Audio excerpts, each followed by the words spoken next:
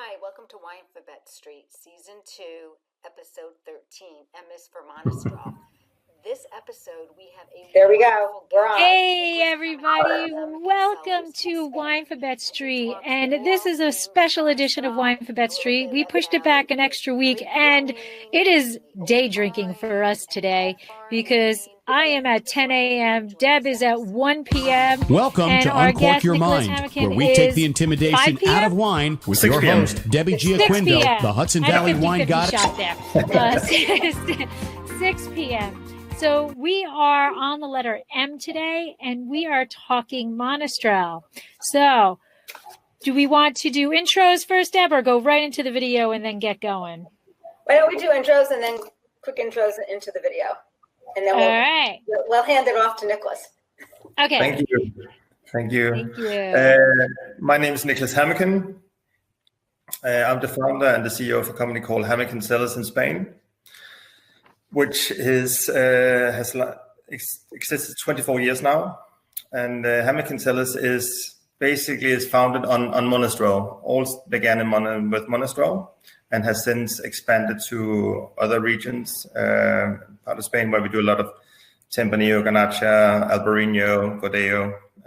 But it all began with Monastrell in the southeastern part of Spain, in Murcia region, where we made wines as from 96 in Romia and in Yecla, which we're going to taste later on in the program. And our approach is making modern Spanish wine. That's our interpretation of how wine from Spain should taste nowadays. All right, that is awesome. And I love that you focused in on one grape variety to start the winery with. And, you got to pick your niche and go with what you love. Go with what you love. Absolutely. So do you want to introduce yourself? And then sure. And then we'll do the video? Sure. So okay. For those of you who don't know me, I am your co-host, Lori. My husband and I own Draceana Wines in Paso Robles. I also write the blog and produce the podcast under Exploring the Wine Glass. I'm WSET Level 2 certified sommelier service and now champagne specialist. Thanks to COVID and having a little extra time to do some studying, I finally finished that class. So welcome, everybody. Deb? And I'm Debbie Gioquindo. I'm a certified specialist of wine and a champagne and port specialist as well. And I go under the Hudson Valley Wine Goddess, and I'm a wine blogger, wine writer. I'm author of Tapping the Hudson Valley, and I'm a co-owner of a restaurant, Kitchen 330, that unfortunately we just closed our doors, but we are looking for a new home. So I think that's it in a nutshell. All right, and on to bigger and better things with Kitchen 330. That's right. All right, so we're here with the letter M today, so let's get going.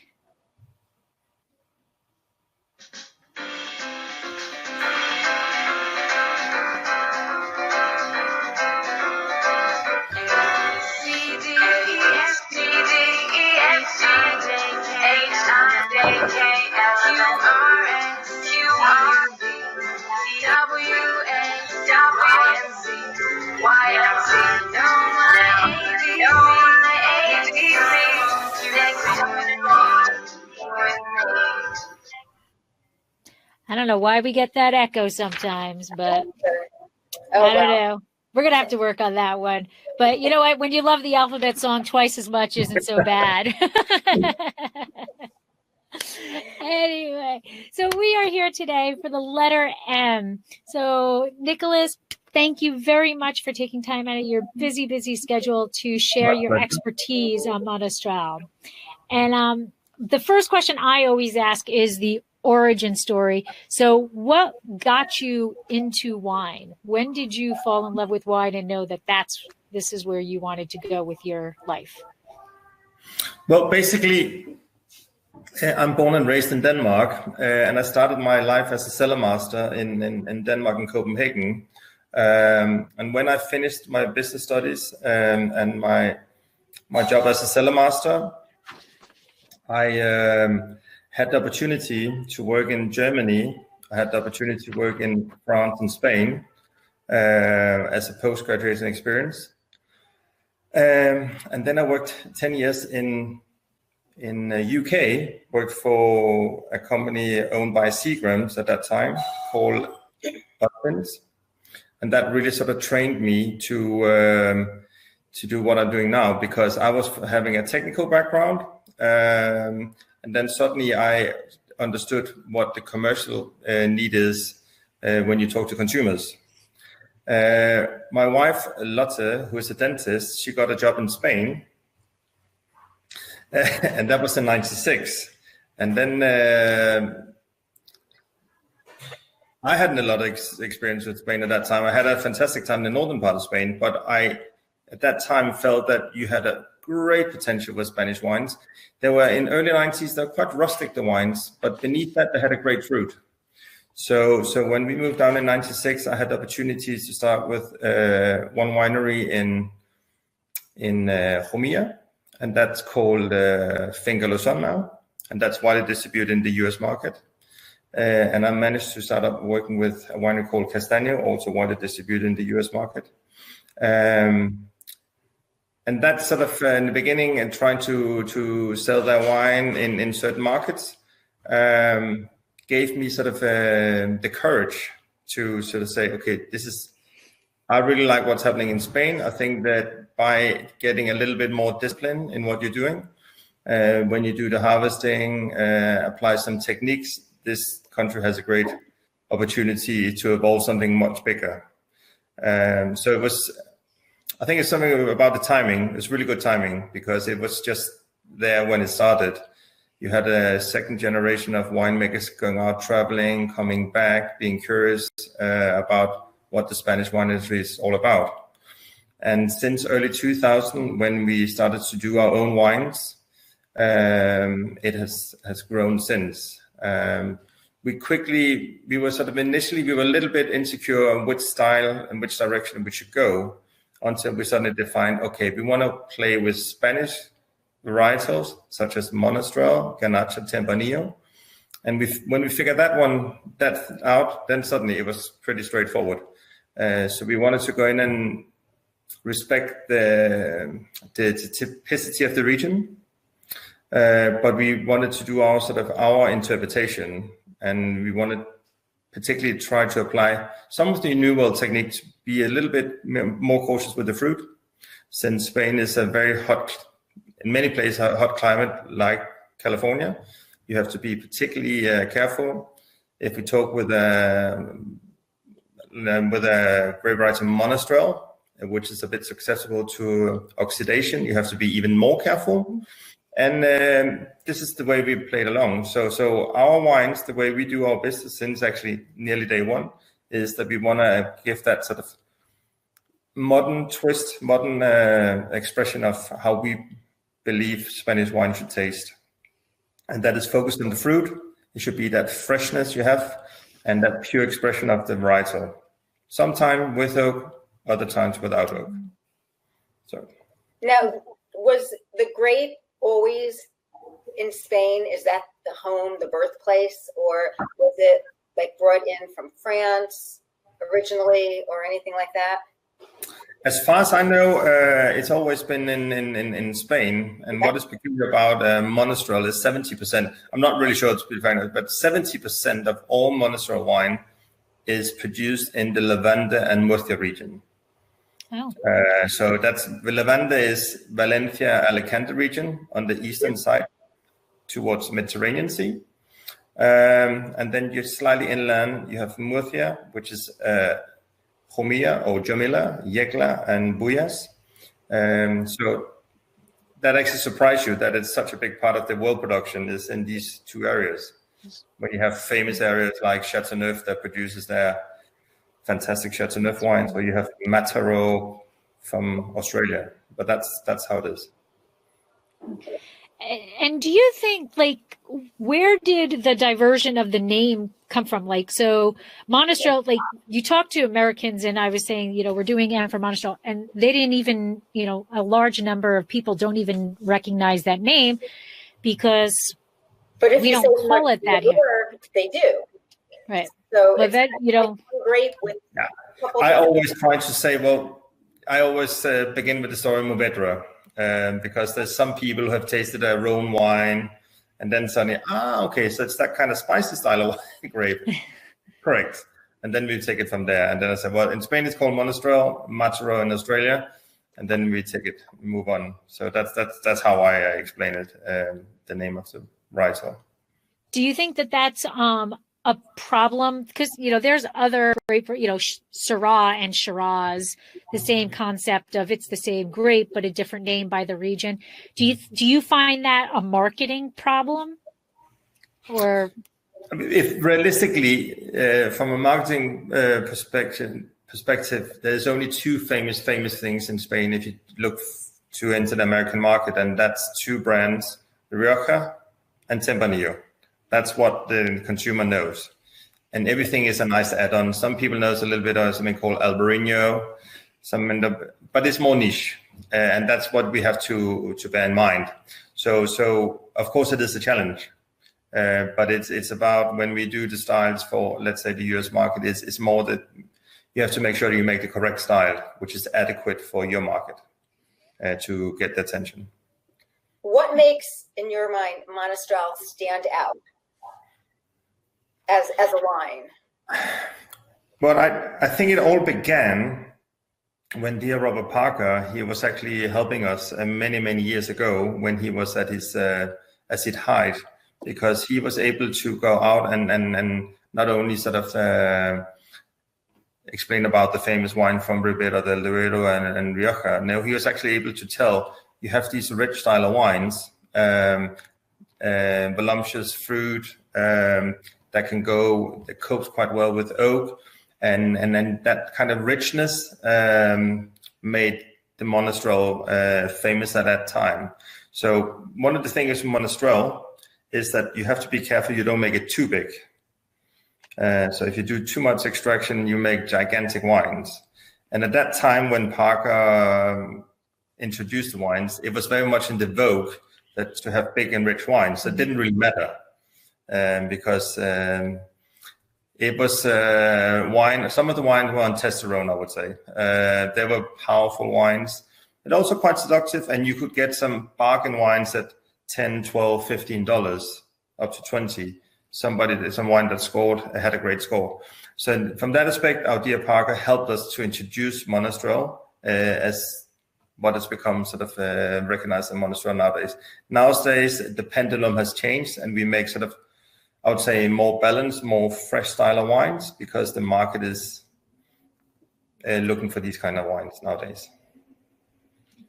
So let's go into a little bit of the grape itself, because I'm like dorky like that.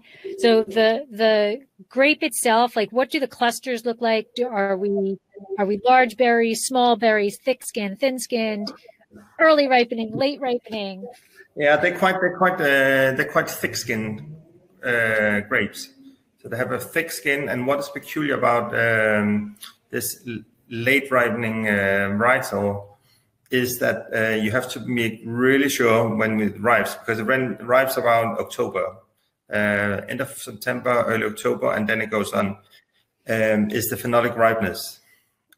Because initially it can look, well, the wine has got 14.5, 15% alcohol, everything looks hunky-dory, but it still tastes green. So you have to be very site specific when you do the harvesting. Some places you got a fully phenolic ripe wine at 14% alcohol. Other places you need it to be 15 and a half. They're sort of fairly sized bunch. Sometimes they can be smaller, depending on the old vines. You have still a lot of old bush vines, and when you get those, then they're quite small. The yield is extremely small on the old vines. Can be down to less than 10 hectoliters per hectare. I don't know really what is your conversion with acres, but it's really minimal. And it's that kind of your borderline. Is it? Does it make sense from a financial perspective? That's the kind of question you sometimes ask. But it's really small volume. I was trying to do the math here. Yeah, so I noticed that some of your wines are like 45 years old. Yes. So that was going to be my question is that seriously changes. It obviously changes, as you were saying, the quantity that's being produced, the production of it, and the grapes, they're smaller. So are you balancing the old vine with the newer vine, or are you? In many cases, yes. In many cases, when we do, for example, larger production of organic wines, the question would be yes. But when we talk about wines like the Criantia, we're going to taste later, Criantia wines. Here we talk about dry farm wines. So no drop irrigation. You talk about old vines, and that's the normal old farming. That's how you did it. So that's what we like to do, because they have a much more balanced acidity. They're much fresher, and when we can achieve that, that's really what we want to go for. You reach a certain stage where the vines gets too old and the yield's too low. But when we can, and when we're allowed to get hold of these ungrafted dry farm Monastrell, we love it, because they have in my opinion, a distinctive taste, and they're better able to cope with the heat. I think they're more heat resistant, to be very honest. They get less stressed. So. Go ahead. No, go ahead. I'm sorry, I'm just still going on my grapes. Sorry. So in terms of their vegetative state, are they highly productive? Do you need to trim back to keep the vine in balance? Like, what is your pruning protocol to maintain the balance of the vine? It's more sort of the normal pruning protocol during summertime, but they're not high yield. They're not high yield at all, because you have to think about where we are producing these wine. It's borderline desert. Okay. So it's very low yield, low amount of water, no drop irrigation, a lot of sun. So you hardly ever see big production, and that's the reality. Right? So you touched on like almost desert. I want to get into the dirt here, the soil. Yeah. Soil that Monastrell likes to grow in, and what it grows best in. So basically, a lot of the soil in the Murcia region is sandy and gravel soil. It can also be a little bit of clay in certain areas, but a lot of big stone. And there's some places that reminds me of Châteauneuf, with these big stones in the vineyards, and that have a great similarity. The density is very little with the older vines in the vineyards, and there's a lot of space in between them. That's normally how it is. So it really drains when it rains. There's a good drainage. It just goes straight through the water, to be frankly honest. What is the difference is with the Monastrell planted and where we are situated is the altitude. We got around from 4 to 5 meters altitude up to 900 meters altitude. So there's quite a big difference in the altitude from where you pick the grapes and where you plant the grapes. And of course, that gives different style of wines we can play with when we want to do the blends. So the different altitude, it produces different characteristics in the grapes? Yes, because some of the vineyards are closer to the Mediterranean Sea, and they'll be sort of slightly warmer during the night, both warm during the day and not warm, but warmer during the night, where you have the more continental climate further inland, where you have great heat during the day, but it cools down at night. So that's the kind of thing you can play with. I mean, sometimes you want to have a more floral notes, then you take the cooler vineyards, and if you want to have the more spicy notes, then we maybe take from some other part. So that's sort of a decision the winemaker takes. Now, do you do separate fermentations and then blend when you're making your wine? And we do it a lot. We're trying to separate all the vineyards, all the plot. So we do them sort of fermentate site specific, and then afterwards we blend. Okay. Yeah, to give us more flexibility. Obviously, we have an idea of what we want to achieve by all means, but it gives you sort of a greater palette to play with of flavors. Do you take, when you do your blending trials, do you base it on the previous year? So you have a bottle of the previous year, what you made, and with the percentages from each vineyard, and start out with that to see if that's achieving what you want, and then play with the percentages from there? I just spoke to some of my colleagues here before this video call. And for example, 2019 was an absolutely amazing year, historical year. Everything was perfect. And then you get 2020, which is a more challenging year that turned out to be okay, good. And there we were not able to copy 2019. That was just not a possibility. So we're just trying to sort of to do all the things, make sure that we had healthy grapes to pick and take it from there. So I think always when you try to do something, by all means, we have recipes how we want to achieve things. But Mother Nature sometimes tells us things are not like that always. So you also have to do a lot of improvisation when you do things. But obviously, we have a clear idea of what we want to achieve. Right. Right. So we want that freshness in the wines. We want that sort of optimal phenolic ripeness. So you have that smooth tannins, very important to us. And we want a style that what we call our high style. So that you would definitely taste in our wines. And your barrel protocol seems to be 100% French oak. In these cases, when we can get away and when we feel rich enough, then we use French oak. But I would say to these style of wines, it just the French oak and also many times use French oak give that little bit of spiciness, and that depends a little bit the style of wine we want to make. We're not shy of using American oak, but we want to use it in a balanced way so the oak doesn't take over. The fruit is always the most important thing for us, and then if the oak can support the fruit, then we're very happy about it. And is your French oak? Are you using new? I know you said when dollars matter because they always do, but is it typically new French oak, or are you balancing some new French oak with? It's very much a mix because actually I like both. Yes, of course, new French oak. If I could choose every time, we would only use French. 500 American oak from Burgundy, fantastic, but we can't afford it. So that's reality.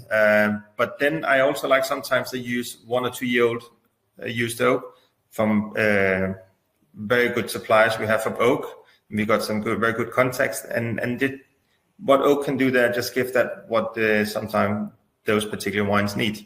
So it's very much case by case, I have to say. Okay. And how much does Monastrell love that oak? Are you losing a lot to that angel share? Is it absorbing into it? Yeah, it does well. It's not a major problem. It's not a major problem. What we're more concerned about is the oxidation, because Monastrell is an oxidative grape variety. So you have to be really careful. You have to make sure that you're constantly topping the barrels and all that stuff. From my perspective there, I'm a bit more hysterical there. I want to make sure that all our wines have that freshness. And when I say freshness, because I'm against that rustic notes, that I'm not very keen on.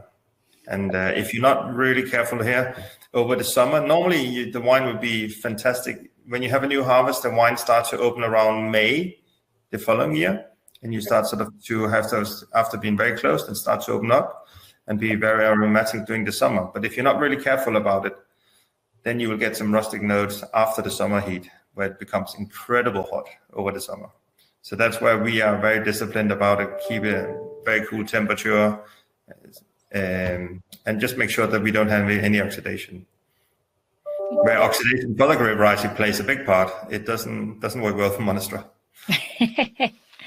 And what would you say, like if somebody is new to Monastrell, how would you describe the aromas and the palate to somebody?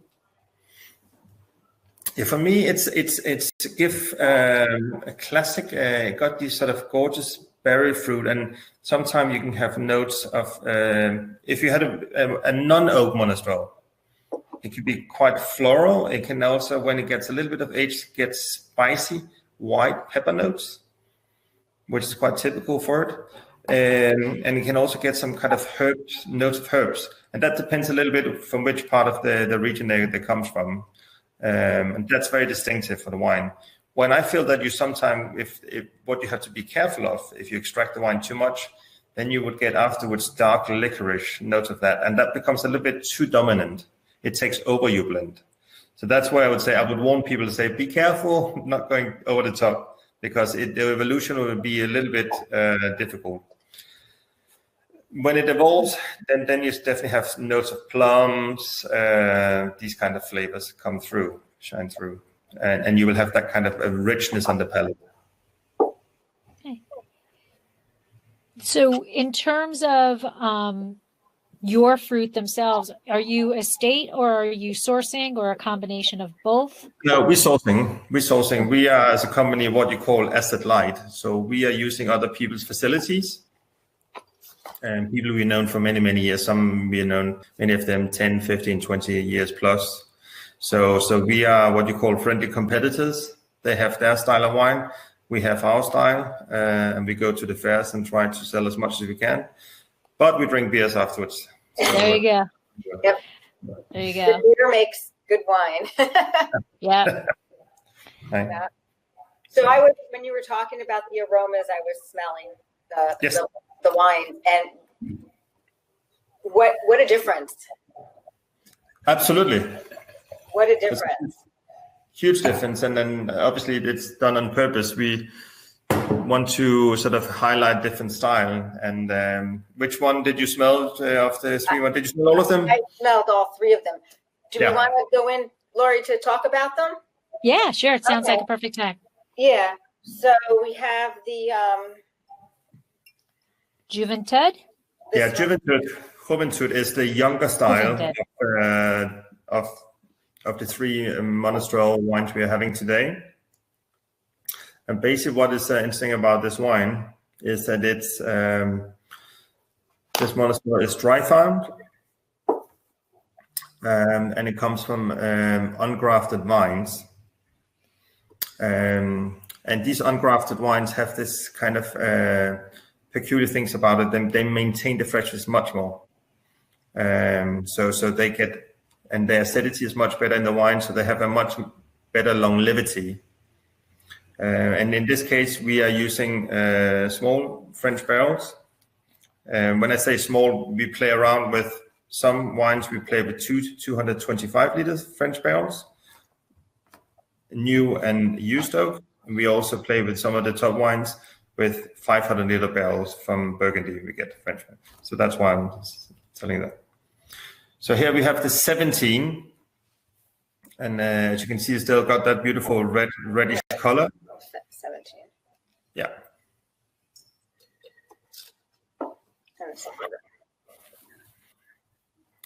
So what is quite important is the color. If you look at the color, is something it's very important to us that we have that sort of still reddish color. It shouldn't be brown.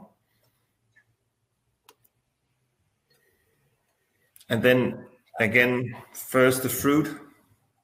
We're going into 2017, so we're starting to get those secondary aromas now, but they should be a nice balance between sort of the secondary aromas of a Monastrell and the oak. So we first want the fruit, the notes, and then just afterwards we would like the oak to kick in.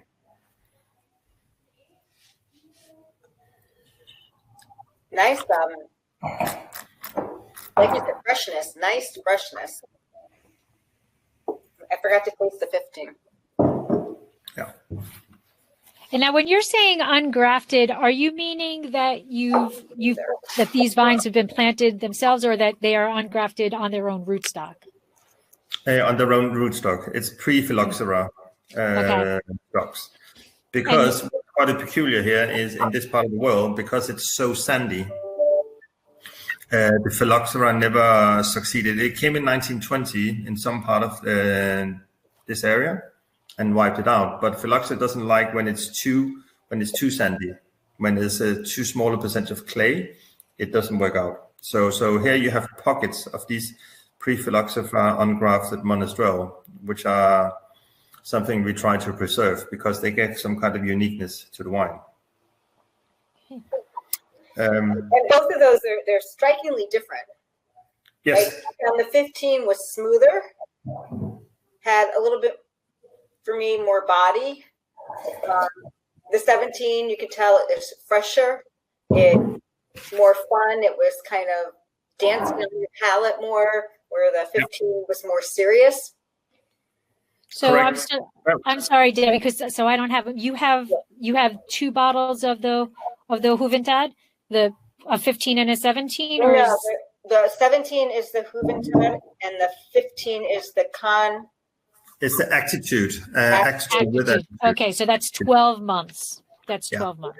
So obviously, that is very right. It's 2 different, very distinct styles. Where with the second wine you're tasting, Attitude 2015, the oak element plays a much bigger part.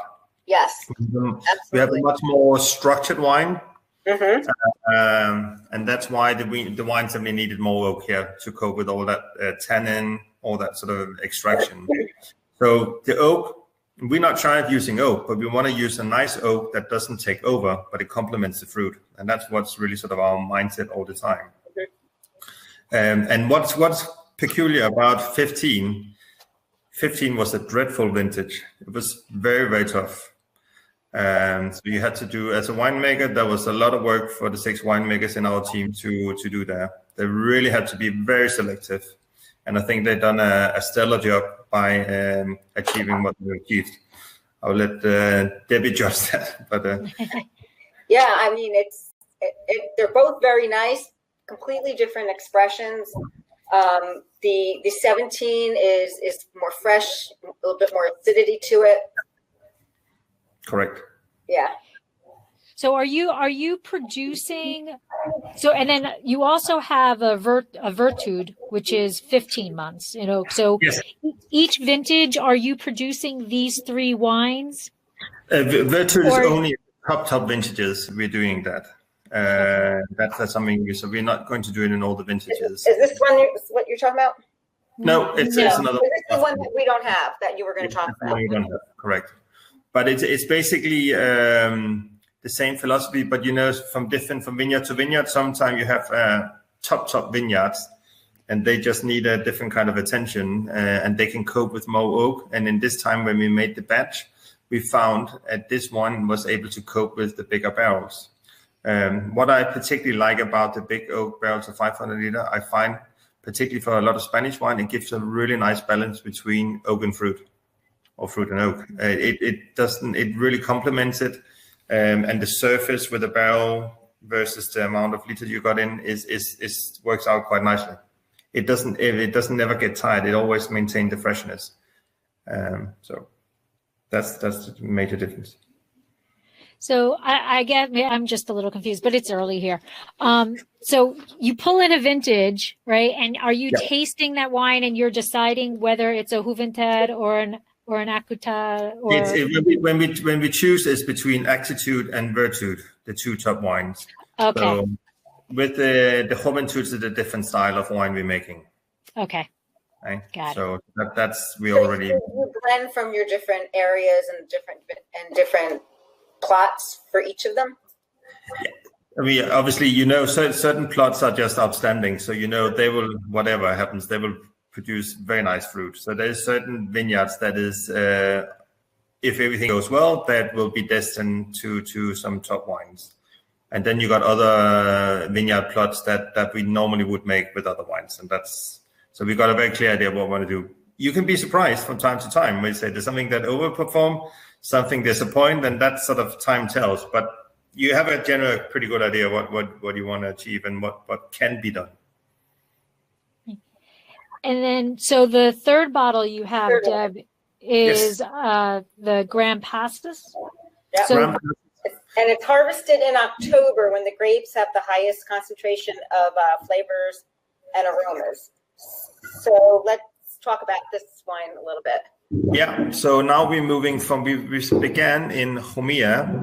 Jumilla is an area of 30,000 hectares. Where the next one we're going to Yekla is only 3,600 hectares. I suppose, what is that, 8,000 acres? 2.4 acres to hectare. Yeah, plus 8,000. And basically what we want to do here is what we want to revive an old tradition from the Murcia and Levante region, and that is doing this very, very long harvest. You started as a farmer to pick grapes end of August, sometime nowadays early August, but the harvest going on until end of October, early November. It just go on forever.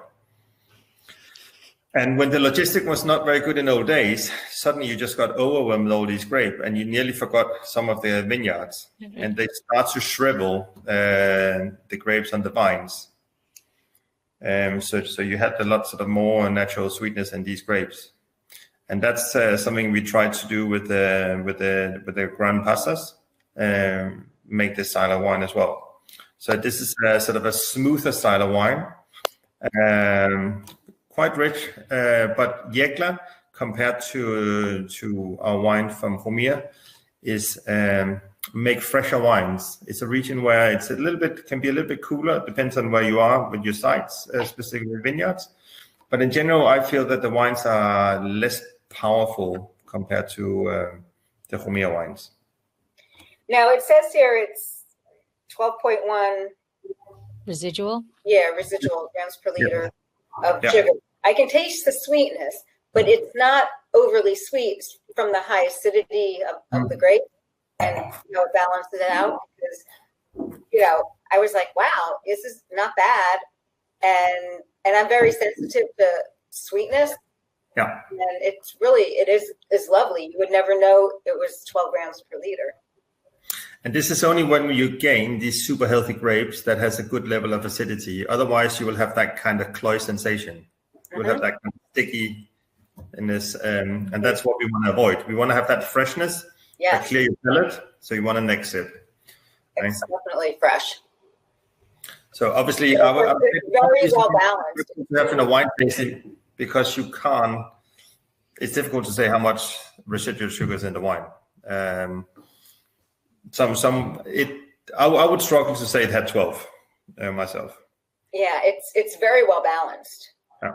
Extremely well balanced. And so is this produced only in certain vintages when everything comes? No, it's quite stable. Spain as a country is fairly stable. So we always, despite all the challenges we are having, particularly in the Murcia region, we are nearly always able to make these wines. Not always, but nearly. So, but in a year like this, normal classic year, we're able to do it this year as well. So, but it is really weird to see these old vines with these small bunches of grapes left hanging there. It looks a bit weird, I have to say, but make some gorgeous wines. I saw some pictures on your Instagram feed of the grapes. I personally think they're pretty, but that's okay. So the other wines, the first ones that you tasted, go under the label of Crincia. Yep. So that means belief. So Can you tell us how that name plays into your vision for the wine itself? Or should I just read what it says here on the bottle? Yeah, you can read. It says here, Crincia for our winemaker means belief. Belief in the dark attitude of Monastrell. Belief in the dry farm methods that enrich our harvest. Belief that 12 months on French oak gives an intriguing intensity to be appreciated. Belief that the fusion of our winemaking styles.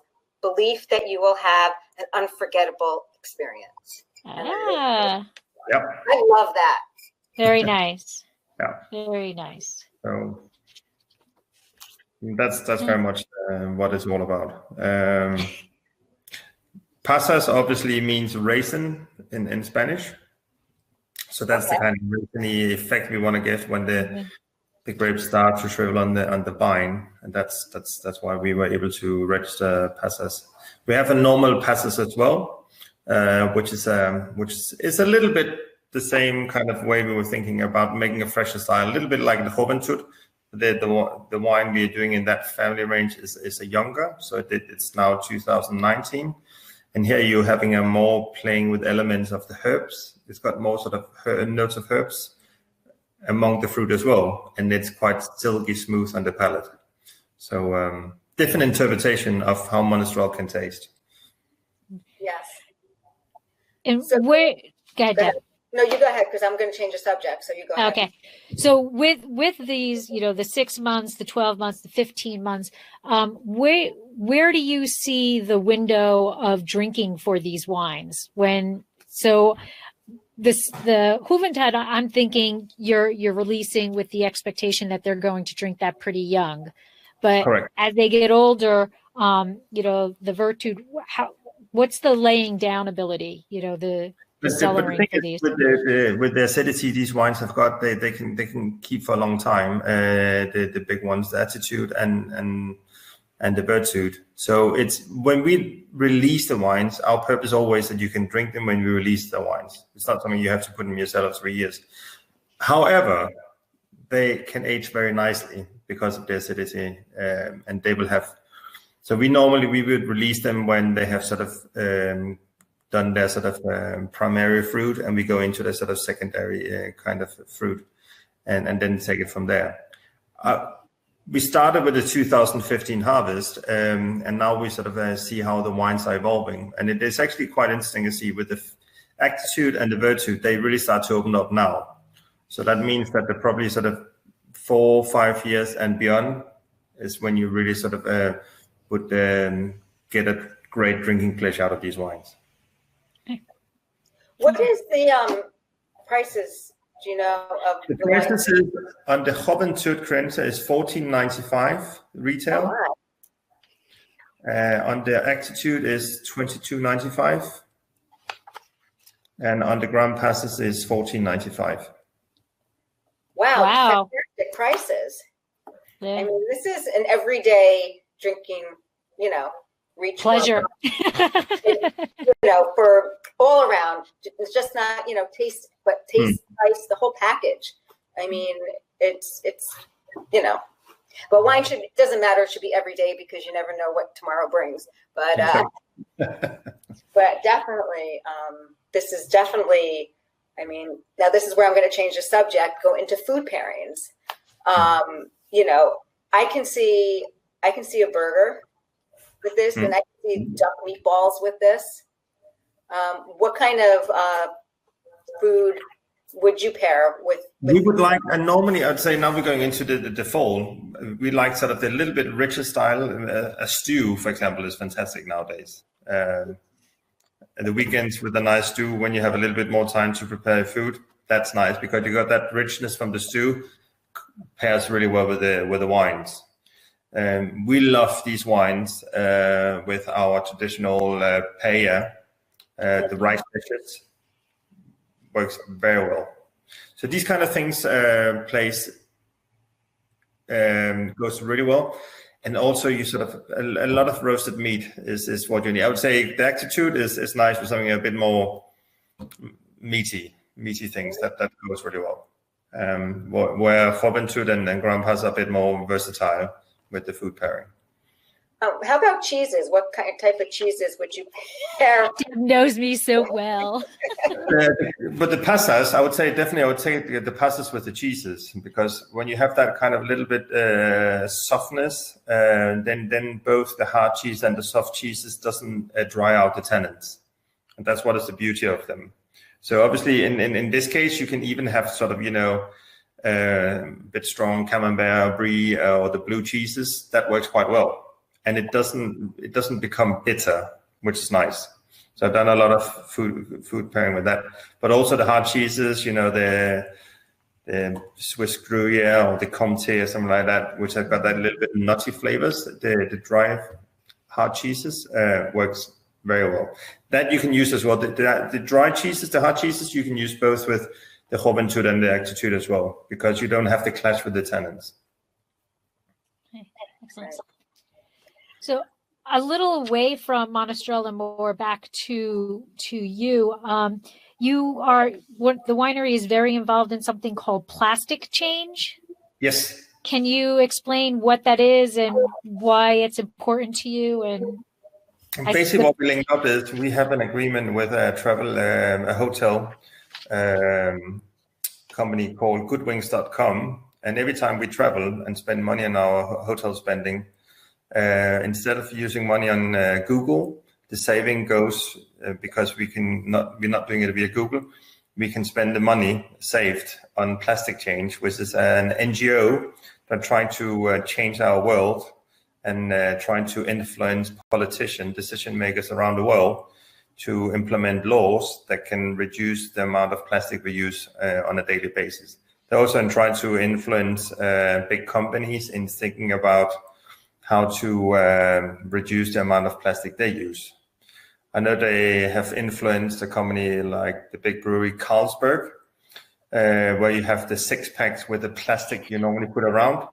They have made a different policy now, so they have a pattern where they glue the 6 cans next to each other, so you don't need the plastic. These kind of things is something we are a great fan of, and I think if we can change and we can get the bigger player, the bigger supermarkets and all that to make their effort, I think we all can make the world a little bit better place to live.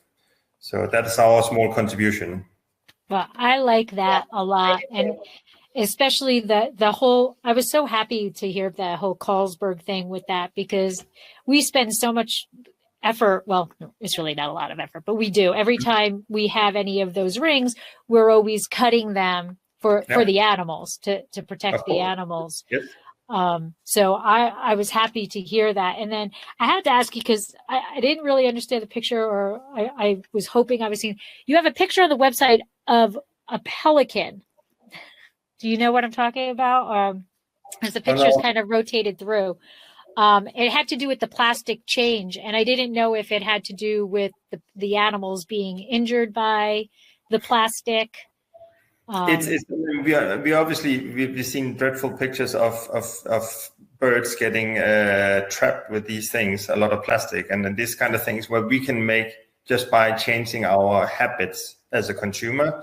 And if we sort of choose different kind of packaging, if we choose different product, the big manufacturer of these products will change.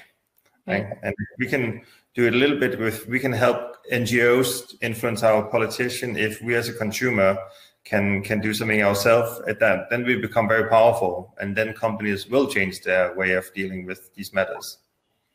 And can people just can us little people be part of that also? Are they on? People are just going to Plastic Change, going and Google Plastic Change, and then you are part of a movement that's growing day by day. Okay. We as such, we're doing it through this company called goodwings.com, where just by when we travel, and when you're going to travel again, then you can book through Goodwings. You can just spend it donated to Plastic Change. And it's nice, when we all travel, we 28 people travel a lot, and it's nice to be able to contribute that way. Right, absolutely. And my last question is dealing with your, and I'm going to say it wrong, Gran Alegranza? Correct. Is another label you have? Yeah. Okay. Yep. That is a beautiful image. The celebration of life.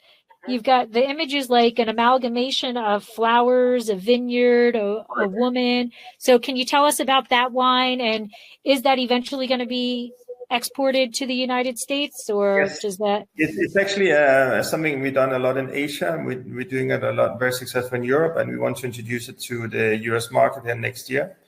And basically, we want to communicate in a different way with first of all, it was peculiar because we want to communicate with our female consumers. It has turned out that a lot of female and also a lot of male consumers appreciate this style of label and the way we want to deal with it. So through big data, through a lot of Google search, through a lot of Facebook and all that stuff, we identified our consumer who appreciate these wines are people in the 30s and 40s who are well-educated people, who are very opinionated people, but who likes a nice glass of wine. And It's not that we want to discriminate. If you're younger or older, you by all means welcome to drink these wines. But we have a range called Alegranza, and then we have the big brother Gran Alegranza, and that's our interpretation from Alicante. It's a Monastrell, where the other ones are Tempranillo. So this is quite interesting because the Monastrell in Alicante, where we produce it, make wine not too dissimilar to Gran Pasas. They're not as heavy as the wine from Romia. But they have that lovely richness, and they have that lovely velvety style, and we have managed to achieve. So that's kind of a niche product for us. And another beautiful label. Yeah. Yeah. Thank you very much for telling us, because they spend a lot of time trying to do that design. Wine labels. If I knew nothing about you and I walked into a wine shop, I would grab your bottles. They are beautiful. They are beautiful. Labels. Thank you. I mean, they're very catching. They're beautiful. They're, it almost brings an excitement, but yet a calmness over you. And you're not trying to figure out what's in the bottle. It's stated right there very clearly. And I really like your packaging a lot. Thank you. We really spend a lot of time in trying to make attractive labels. And attractive label, what is that? I mean, it can be many things. But I think when we try to do it, and when we want to appeal, obviously, to a lot of people, we know it ourselves. When you look at another person, you are accessing that person's right to say, do you find it attractive? Do you think the person's got nice eyes or beautiful smile or whatever? And that's the same with a wine label. You need to, that first kind of opportunity you have to shine. Absolutely. So, anything else? Well, we are kind of coming up to our hour, so I just want to say, if somebody was listening to this and they just were going to the end and we were doing 3 fast facts about Monastrell, 3 things that you think people should remember about Monastrell, what would that be? I personally find when a Monastrell is good, it's got that fantastic lush fruit. It's got that beautiful spicy note, which is very charming. And then it's got, in my opinion, a good richness, which is making a wine that is in balance when it's well made. I would reach for it. And then we didn't actually ask earlier, and I don't know if you know this or not. Do you know the genetics of it? Where Monastrell came from? Is it? I'm afraid not. I don't. Okay. I didn't find it. So when I was looking, I'm not sure if they even know exactly where.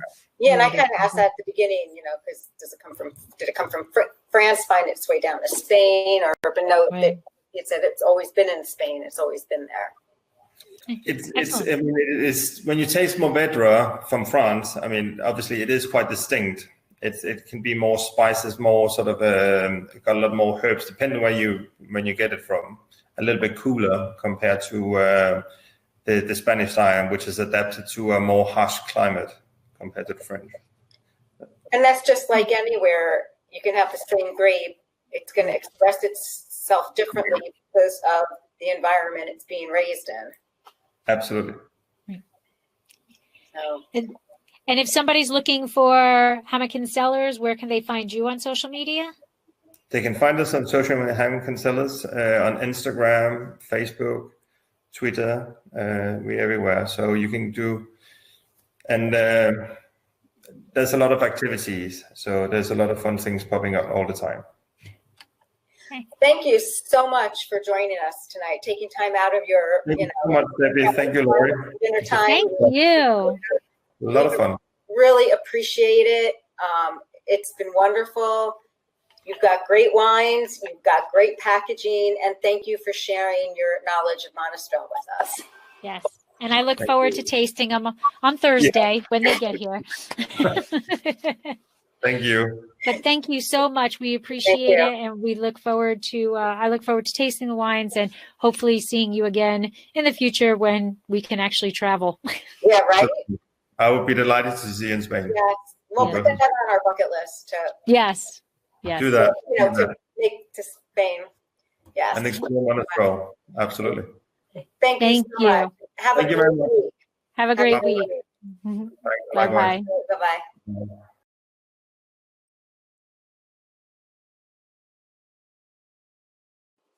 I hope you enjoyed this podcast with Nicholas Hammeken of Hammeken Cellars on Monastrell. I hope you learned a lot about the Monastrell grape, and I hope you go out and grab a bottle of Monastrell wine, and please let me know what you think.